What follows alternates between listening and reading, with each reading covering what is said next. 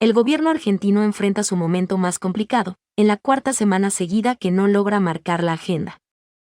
La ministra de Seguridad se consolida como pieza clave en la estrategia oficialista. Mientras tanto, avanza una pesquisa que podría abrir un nuevo frente judicial para la Casa Rosada. El presidente estaba en su despacho cuando empezaron a volar las piedras desde la Plaza de Mayo. Era miércoles después de las 6 de la tarde. Los alrededores del Congreso llevaban varias horas de altísima conflictividad, y algunos manifestantes avanzaban hasta los alrededores de la Casa Rosada.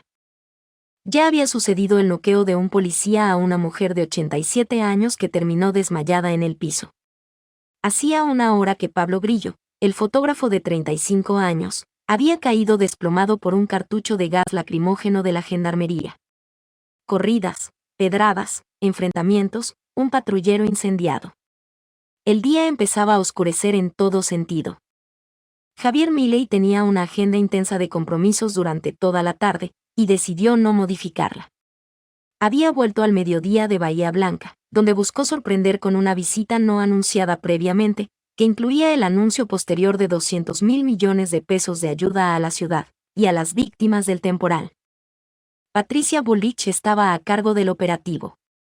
Ni por un segundo, en su despacho ni en la Rosada, pensaron en cambiar de estrategia, en desalentar la confrontación.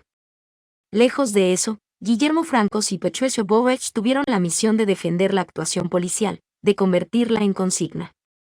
Si alguien dudaba por un minuto de esa decisión, solo hizo falta escuchar al presidente en Expoagro, cuando sentó a la ministra junto a él, y en medio de un discurso más vinculado al campo y a la economía, interrumpió para explicar por qué ella lo acompañaba.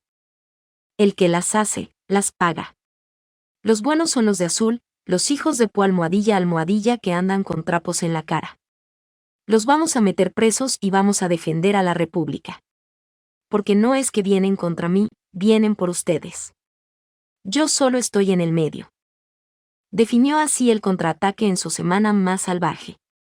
Es la primacía de una gestión diseñada por su audacia y su debilidad, dos condiciones que la definen y la determinan cada día. Suspendió un viaje a España e Israel previsto para los próximos días con el argumento de los riesgos institucionales que vive la Argentina.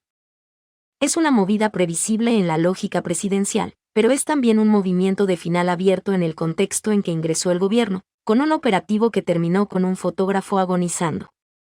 ¿Será suficiente el argumento de un error no forzado? El gobierno busca una nueva estrategia para que vayan presos los barras que generen violencia en las marchas. Ya hay una causa penal abierta con el fiscal Daniel Togni pidiendo medidas. La gendarmería disparaba los gases en ese momento. La reconstrucción de la escena por peritajes aclarará rápidamente si actuaron bajo el protocolo o no. El gobierno, se sabe, basa su legitimidad en la demanda de orden y baja de inflación que le trasladaron sus votantes. Pero en este caso, el escenario tiene todos los componentes sensibles, más allá de la evidente participación de gente violenta o con la cara tapada. En la primera línea del inicio del reclamo había jubilados que cobran 349.000 pesos, con el bono de 70.000 incluido, en un país donde, según el INDEC, necesitan 1,2 millones para no ser pobres. El operativo detuvo a 112 personas a las que no consiguieron asignarles ninguna actitud delictiva. Cuando la Fiscalía recibió los informes policiales para poder acusar a las personas demoradas, en muchos casos no estaban ni los nombres, y en ninguno había descripción de por qué, ni qué habían hecho para que se los llevaran. Algo similar pasó no hace tanto con la jueza Servini, que se quejó públicamente de la falta de prueba.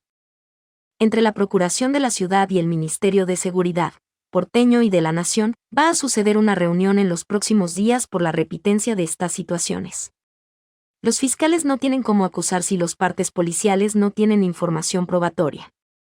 Y se produce una pregunta incómoda: si sobran imágenes de violentos, ¿por qué nunca aparecen entre los detenidos? En la madrugada del jueves, sucedieron cruces de llamados de alto nivel y mucha tensión entre funcionarios de seguridad y funcionarios judiciales por este tema.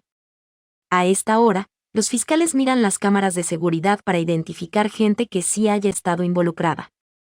Un pequeño apartado merece el destino de alojamiento de los presos. El colapso en la calle unió ahora temporalmente a Jorge Macri y a Bullrich, pero la noche de las detenciones no había lugar para ubicar a los detenidos porque la ciudad no tiene espacio. los tuvieron en camiones, y después los acumularon en la comisaría cuarta. El gobierno ve conspiraciones en la jueza Karina Andrade por liberarlos a todos, y buscó con una nueva denuncia, ir a la justicia federal, donde se siente más cómodo. En cualquier caso, buscan ganar tiempo en días de una sucesión de episodios preocupantes. Mientras afuera del Congreso la violencia se multiplicaba, adentro fue un delirio, y ni siquiera vinculado a lo que pasaba en la calle.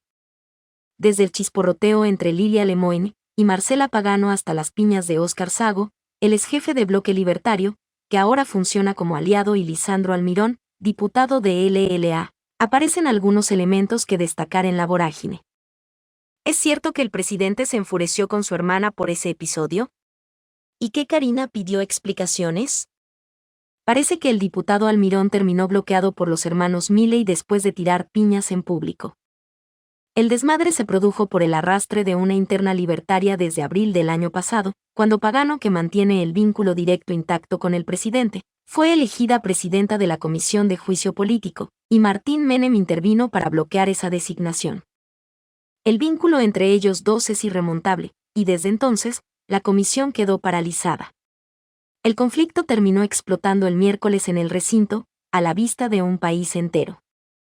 El bloque libertario ya tuvo antecedentes delirantes por sus internas, por ejemplo, con Lourdes Arrieta, la diputada que terminó echada violentamente por sus críticas a las visitas carcelarias a los represores.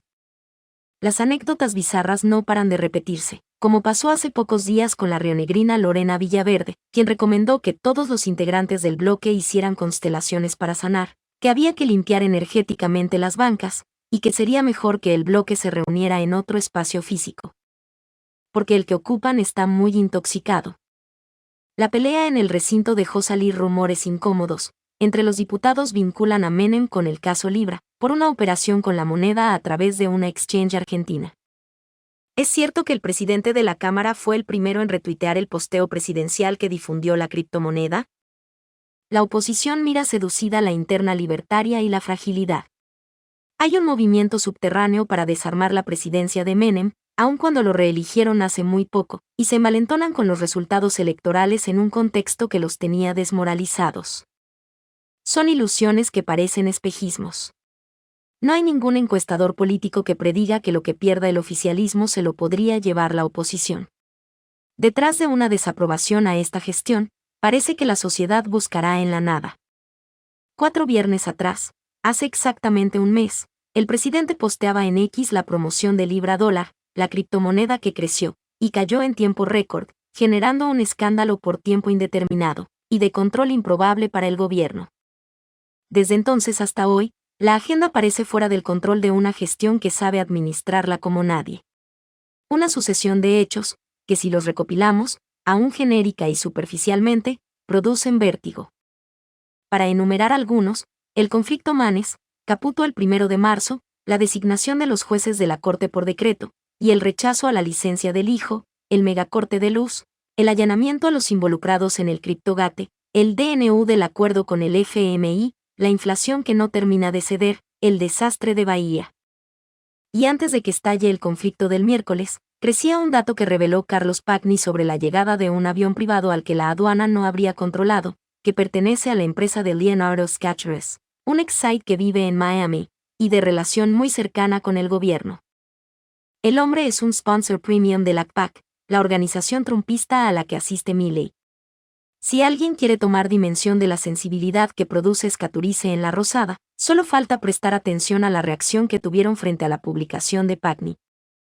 Desmintieron la versión, anunciaron una investigación en la aduana, y hasta habló Adorni del tema en apenas 48 horas. Mucho para un rumor.